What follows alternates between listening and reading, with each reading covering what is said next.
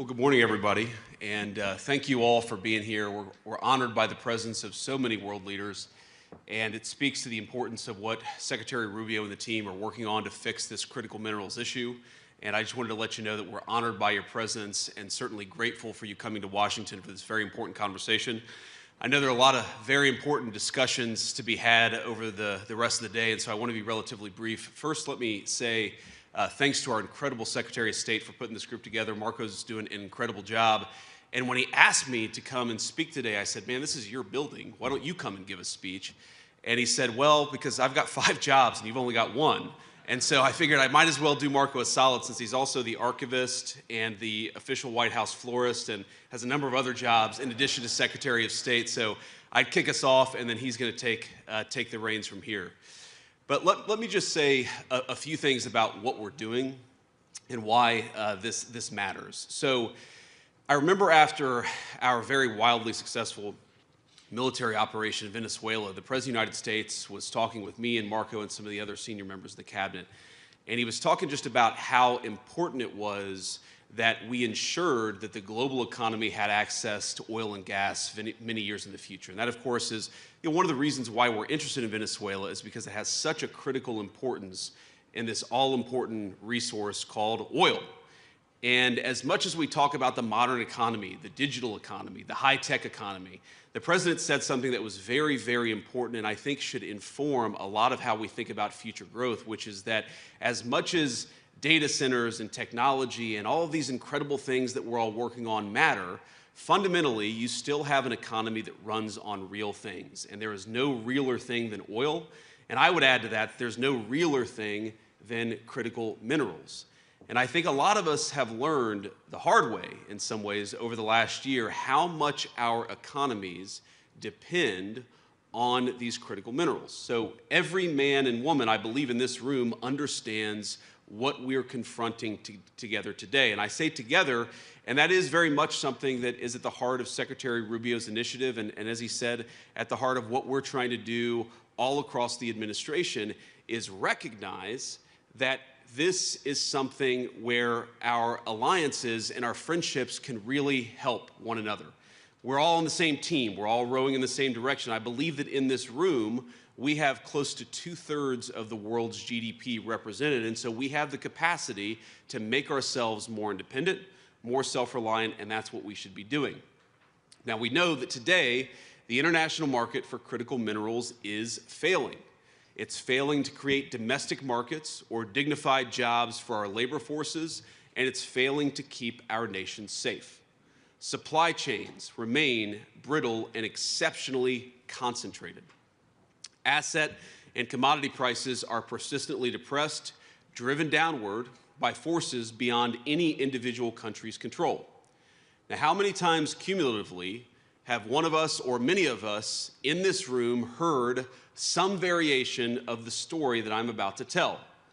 A lithium mine, a gallium recovery center, you name it, is announced, sometimes with years in planning and financing nearly in place. Then overnight, foreign supply floods the market, the prices collapse, and investors pull out. The project stalls, and eventually the project dies on the vine. We've all seen it firsthand in all of our countries.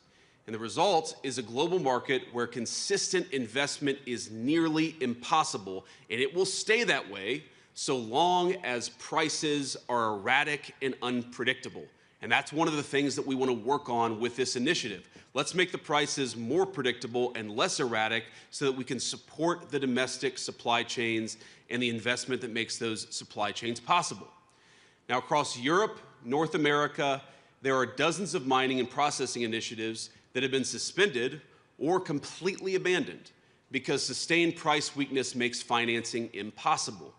Time after time, advanced economies with deep capital markets are finding that projects cannot clear costs. The same story plays out elsewhere around the world. In resource-rich developing economies, only a tiny fraction of global mining investment, including from nations, many of them in this room, is reaching the point of actual projects. We plan, we think about it, we even invest a little bit of money, we do the regulatory work, but so many of them die on the vine. Now, everyone knows that these deposits exist. We've mapped a whole lot of them, and we know they're ready to be mined and processed. But capital can't reach them so long as investors lack confidence that those markets are going to remain stable for long enough to justify the long-term commitment. That is the problem that we confront.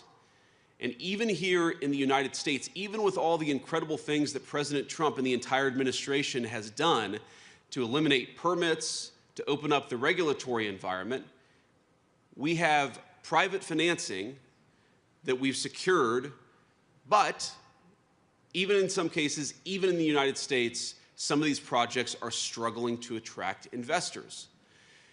We see telltale signs of a market distorted beyond recognition, one that punishes strategic investment, one that punishes diversification, and one that punishes long-term planning.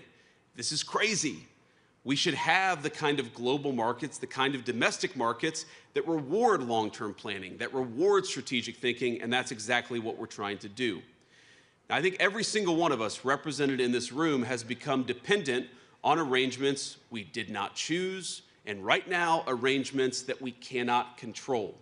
We all face the same vulnerability: access to the things that protect our people and sustain our way of life. Everything from missile defense systems to energy infrastructure, to advanced manufacturing, to emerging technologies.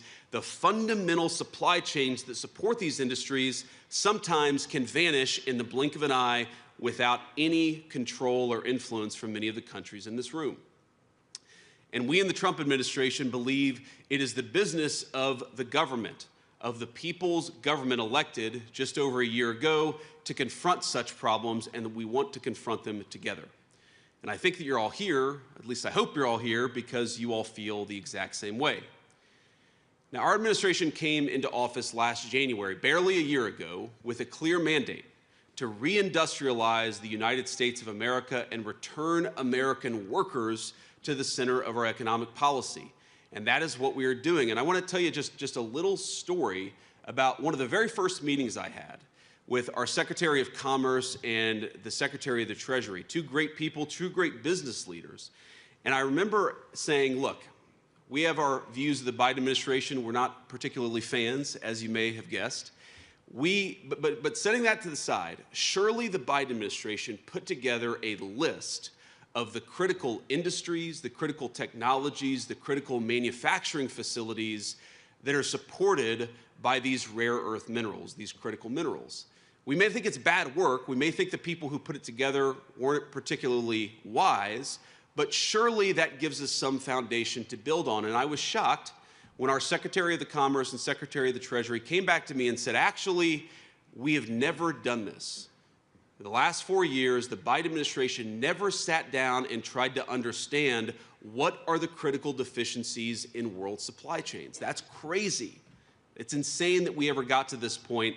But in just 1 year, the President of the United States has struck dozens of deals to fix that problem. Domestic and foreign producers are both included in this, and we're trying to ensure durable, end-to-end supply chains for our country, but also for many of our friends. We've mobilized public financing tools at an unprecedented scale, providing up to $100 billion in lending authority for critical minerals to the Office of Strategic Capital. Marco's now a venture capitalist, too. He's got many jobs. We've overturned old orthodoxies and taken direct stakes in high-value mining and processing companies.